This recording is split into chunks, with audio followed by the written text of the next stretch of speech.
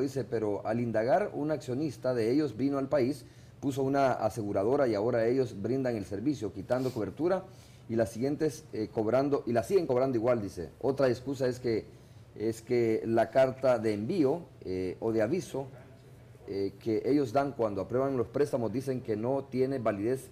En este caso es para todos los préstamos, dice, pero especialmente para los que se dieron antes de agosto del año pasado. No sé, Armando, si quieres contestar puntualmente a esto, donde dice que hay irregularidades, no sé si conoces Yo algo de invitaría esto. a Carlos Romeo que nos haga el favor de presentarnos el caso. Comentarle, Carlos, que estamos justamente arrancando con un proceso de auditorías a casas comerciales y a otras entidades que dan financiamientos, y obviamente que en la medida que tengamos información relevante, pues eso nos va a facilitar el trabajo de auditoría que la Defensoría del Consumidor está arrancando y está impulsando activamente con estas entidades que dan financiamientos. Marcos dice, ¿a quién debe ir el reclamo de las empresas que no pagan la planilla de AFPs a sus empleados? ¿A la dirección o a la Defensoría del Consumidor, mejor dicho, o al Ministerio de Trabajo? Dice que sigue siendo, dice el Ministerio de Trabajo, la cenicienta de los ministerios en nuestro país, dice Marcos, que nos escribe esta mañana. Yo le sugeriría a Marcos Romeo que eso puede comentárselo, informarlo a la Superintendencia de Pensiones y por supuesto al Ministerio de Trabajo. Creo que no es justo. Hay que recordar, Romeo, que incluso es ilegal que una empresa, que un empresario retenga la AFP de los trabajadores y las trabajadoras y no lo entregue, porque es una apropiación indebida prácticamente y eso sería una infracción legal, y quien lo haga se somete, se expone incluso a tener sanciones de acuerdo al Código Penal. Entonces, lo que hay que hacer es presentar el caso a la Superintendencia de Pensiones y al Ministerio de Trabajo, y con eso puedes evitar que se cometan esos abusos que comenta el amigo Marcos. Salvador Edmundo dice, esta mañana lo que sucedió con el presidente saliente de ANDA, ingeniero Gómez, es que no fue humilde en su dirección y fue inconsulto. ¿Quién no sabe que el presidente Funes hace gestiones, dice, por los pobres, al estar gestionando rebajas en las tarifas del servicio público y el aplicado o aplicando nuevas tarifas, dice, en cuanto a las lecturas, nunca ha habido.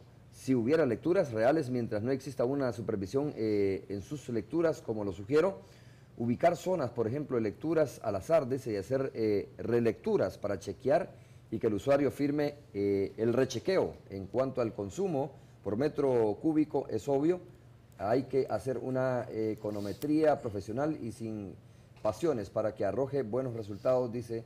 Al presidente actual le recomiendo que continúe como hoy, con ese contacto con el usuario y a la prensa en general, dice Salvador Edmundo Candray, que nos escribe esta mañana. Yo creo que don Salvador Edmundo coloca temas importantes, Romeo, por ejemplo, esto de una calidad en la lectura de los medidores. Yo lo he dicho claramente, el presidente de ANDA está comprometido con asegurar calidad en esa operación, la Defensoría está atenta y creo que es muy importante que los usuarios y las usuarias del servicio de agua se nos cumpla el derecho a que se calcule bien el consumo y que se cobre de acuerdo a la tarifa legalmente establecida. Pero obviamente el tema de la calidad de la lectura del medidor es un tema fundamental y yo no tengo ninguna duda que eso será corregido pronto donde haya problemas, de manera que todos tengamos el cobro correcto y el pago correcto según la tarifa legalmente establecida. El siguiente correo de Alex Larreinaga dice, con el señor Armando Flores se tenían grandes expectativas por su trayectoria, y esta es la persona que me reta que lea el correo, que me dice que quizás no lo iba a leer. En la ONG en el que él comandaba se verían directrices a seguir, dice, propuestas concretas y lógicas en aspectos como las fórmulas de cobro de la gasolina, cobros irregulares en la telefonía, tarjetas de crédito y otras, etcétera. Que ahora que está en la presidencia, la Defensoría del Consumidor se ha vuelto una persona, dice una aún sin dientes, Armando, un político más, dice, que sigue la política gubernamental. De haber seguido con líneas que tenía antes, seguramente hubiese propuesto algo para que no se cobraran a las personas esas tarifas injustas de agua, que se congelaran mientras tanto se revisaran las tarifas. Como ahora tiene un salario, dice, no toma en cuenta que para personas como nosotros que ganamos el mínimo, es sumamente caro, dice, por ejemplo, $60 de agua en mi caso, dice esta persona, Alex Larreinaga, que nos escribe esta mañana. Bueno, yo agradezco el comentario, que por supuesto no estoy de acuerdo con él, pero creo que es muy importante para aclarar lo siguiente, Romeo. Primero, este servidor sigue igual, pensando igual y actuando igual, coherente, responsable, honesto y transparente. Tú dijiste en una conferencia de prensa que a lo mejor hay gente que quiere verlo uno tirando piedras, dijiste, ¿no? Usé esa metáfora, Romeo, porque creo que tenemos que distinguir. Primero, yo tengo una ley que me establece facultades, que me establece obligaciones legales. Y que te dice hasta dónde puedes hasta o no dónde puedes puedo llegar. llegar. Por ejemplo, don Alex comenta el tema de la gasolina. Hay que recordar que la Defensoría del Consumidor no tiene facultad legal para regular el mercado de la gasolina. Esa es una tarea que le compete al Ministerio de Economía y juntos tenemos que pedir al Ministerio, como ya el señor ministro lo ha anunciado, la implementación de esa nueva fórmula que ayudaría a una mejor regulación del mercado de los combustibles. Pero yo no puedo tomar funciones que no me competen. Eso es la ley y yo quiero ser respetuoso siempre de la ley como siempre lo he sido. El tema de la telefonía. Evidentemente, hay una superintendencia de electricidad y telecomunicaciones que es el ente regulador involucrado directamente en el tema.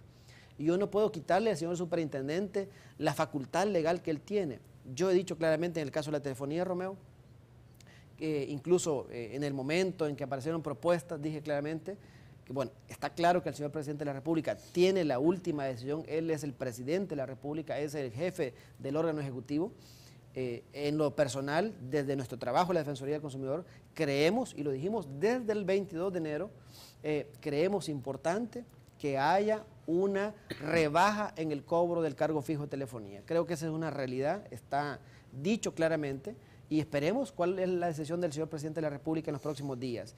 Hay que decir que en lo personal estamos contentos con el trabajo realizado, seguimos avanzando en temas sustanciales, por ejemplo, en esta semana, de hecho este día anunciamos, Romeo, un trabajo interesante que hemos hecho de evaluación de la currícula educativa nacional, de propuestas para reforzar la currícula educativa a través de una gran amiga de El Salvador, la doctora Nieves Álvarez, que nos ha dado un gran y un maravilloso trabajo de propuestas para fortalecer la educación al consumidor en la escuela. Pero también hemos sostenido y fortalecido el trabajo de auditoría de bancos y de casas comerciales.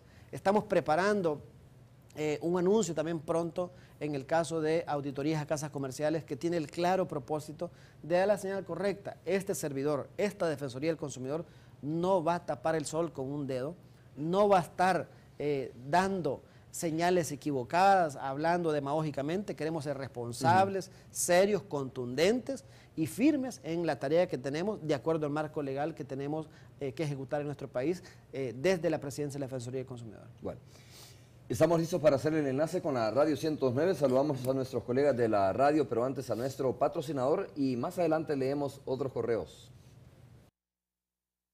El enlace Primera Entrevista y Radio 102.9 es patrocinado por Yogur Yes.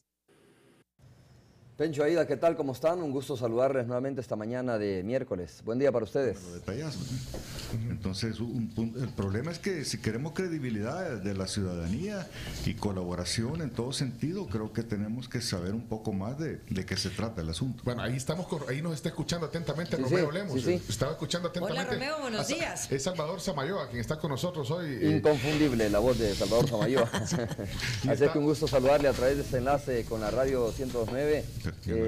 Supongo que es un análisis de coyuntura, ¿no, Salvador? Más o menos. Si estaba hablando, no escucha. O de todo un poco. Una hora y media. Vamos a cambiar los audífonos, es que no te escucha. Ok. Sí, vamos a cambiar, pero solo te digo que estábamos hablando, ahí le damos los audífonos, estábamos hablando de que nos decía que no cree que es un plan, o sea, uno sabe, ¿por qué no? Hoy sí escucha, ¿eh? Sí. Hoy sí. Nos estaba hablando sobre lo que ha anunciado el presidente Mauricio Funes. y que no le queda claro, algo así estaba comentando. Sí, yo dije que no sé, que yo no he visto un plan y que las personas con las que he conversado me dicen que hubo una presentación de PowerPoint, pero no estrictamente un plan. Entonces, no